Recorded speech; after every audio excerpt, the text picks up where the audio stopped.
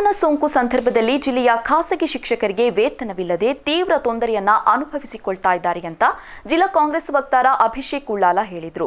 ಈ ಕುರಿತು ಮಂಗಳೂರಿನಲ್ಲಿ ಮಾಧ್ಯಮದೊಂದಿಗೆ ಮಾತನಾಡಿದ ಅವರು, ರಾಜ್ಯ ಸರ್ಕಾರ ಸರ್ಕಾರಿ ಶಿಕ್ಷಕರಿಗೆ ವೇತನ ವ್ಯವಸ್ಥೆ ಮಾಡಿದೆ.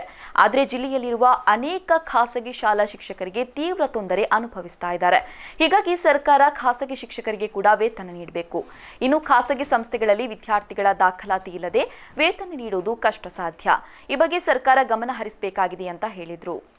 ಇವತ್ತು ಏನಾಗ್ತದೆ ಅಂತ ಹೇಳಿದರೆ ಸರಿ, ಇವತ್ತು ಎಷ್ಟು ಮ್ಯಾನೇಜ್ಮೆಂಟ್ಗಳಿಗೆ ಕೂಡ ಸಂಬಳವನ್ನು ಕೊಡಲಿಕ್ಕೆ ಕಷ್ಟ ಆಗ್ತದೆ. ಯಾಕೆಂತ ಹೇಳಿದರೆ ಫೀಸ್ ಕಲೆಕ್ಷನ್ ಆಗ್ತಿಲ್ಲ, ಮಕ್ಕಳು ಶಾಲೆಗೆ ಬರ್ತಿಲ್ಲ.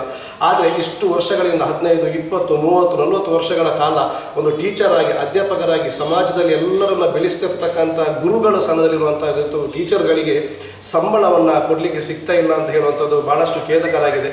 ಅವರಿಗೆ ಯಾವಾಗಲೂ ಕೊಡುವಂಥ ಸಂಬಳವಲ್ಲಾದರೂ ಕೂಡ ಸರ್ಟೇನ್ ಅಮೌಂಟ್ ಪರ್ಸೆಂಟೇಜ್, ಒಂದು 10% ಆಗಿರ್ಬೋದು, 20% ಆಗಿರ್ಬೋದು, ಅಟ್ಲೀಸ್ಟ್ 50% ಕೊಡುವಂಥ ರೀತಿಯಲ್ಲಿ ಅವರ ಸಂಬಳದ 50% ಅವರಿಗೆ ಕೊಟ್ಟರೆ ಅವರಿಗೆ ದಿನ ನಡೆಸಲಿಕ್ಕೆ ಸ್ವಲ್ಪ ಸಹಾಯ ಆಗ್ತದೆ. ಹಾಗಾಗಿ